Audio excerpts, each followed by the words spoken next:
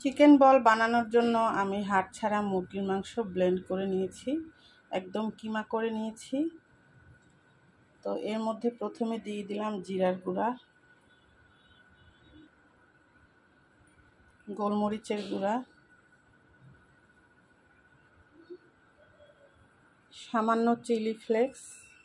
আমি একটু স্পাইসি করে বানাবো, আপনারা আপনাদের পছন্দ মতো ঝালটা দিবেন। কিছু কাঁচামরিচ দিয়ে দিলাম,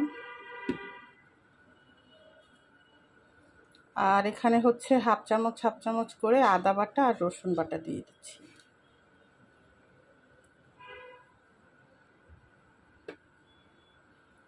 দু চামচের মতো সয়া সস দিয়ে দিলাম, আর হচ্ছে 1.5 চামচের মতো টমেটো সস।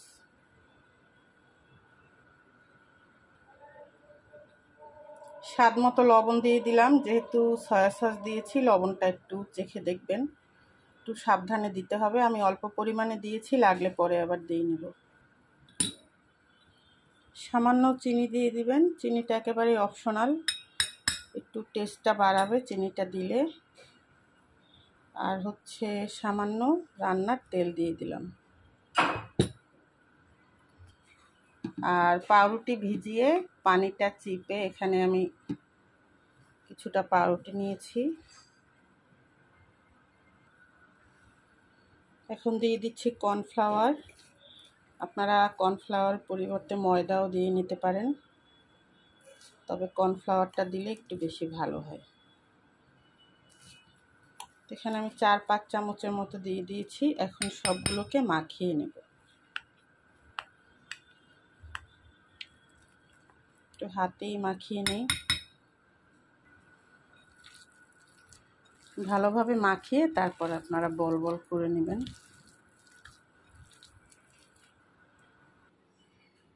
তো সুন্দর করে এভাবে সবগুলো মাখিয়ে নিয়েছি। এখন 2 হাতে তেল মাখিয়ে তারপরে বলের মতো করে ছোট ছোট বানিয়ে নিব।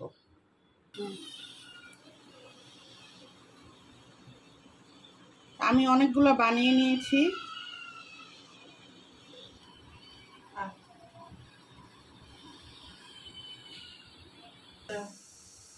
চুলাতে প্যান বসিয়ে পানি গরম করে নিয়েছি হালকা, এরপর বলগুলো এর মধ্যে দিয়ে দিচ্ছি।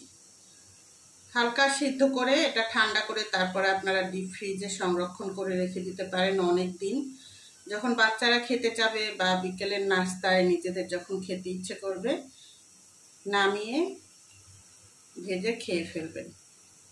তা আমি একটু বড় বড় করে বানিয়েছি, সিপিরগুলো তো একটু ছোট ছোট থাকে, আসলে খেয়ে তৃপ্তি মেটে না, তাই একটু বড় করে বানিয়ে নিয়েছি যেহেতু বাসায় বানাচ্ছি।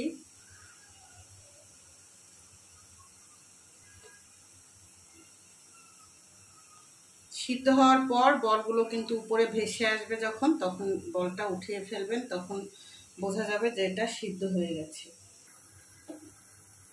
তো আমি একটু নেড়ে দিচ্ছি, প্রায় হয়ে গেছে। এখন এটাকে তুলে ফেলবো।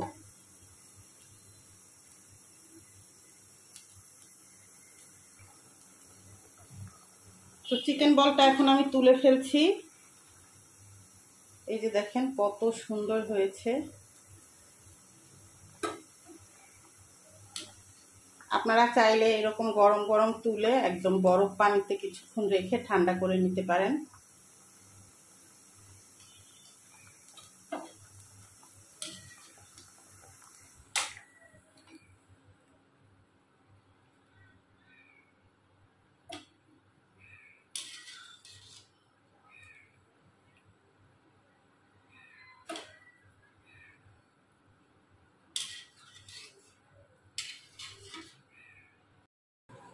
তো চিকেন বলটা আমি ফ্যানের নিচে রেখে ঠান্ডা করে নিচ্ছি। আজকে আর চিকেন বল ভাজা শেয়ার করব না, অন্য একদিন ভেজে তারপরে আপনাদের সাথে শেয়ার করব। তো ঠান্ডা হলে এটা আপনারা এয়ারটাইট বক্সে ডিপ ফ্রিজে রেখে দিতে পারেন, রেখে আপনারা প্রায় 1 মাসের মতো সংরক্ষণ করে খেতে পারেন। যখন ইচ্ছে হবে বের করে ভেজে নেবেন হালকা।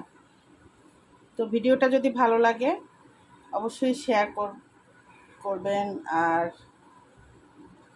তো ভিডিওটা যদি ভালো লাগে আমার ইউটিউব চ্যানেলটা সাবস্ক্রাইব করে দিবেন, আর ফেসবুক পেজ থেকে দেখলে লাইক ফলো দিয়ে রাখবেন। আর যারা যারা এই রেসিপিটা পারেন না তারা অবশ্যই বাসায় বসে একবার হলেও ট্রাই করবেন। সবাই ভালো থাকেন, সুস্থ থাকেন। আজকের মতো এখানেই বিদায় নিচ্ছি। আল্লাহ হাফেজ।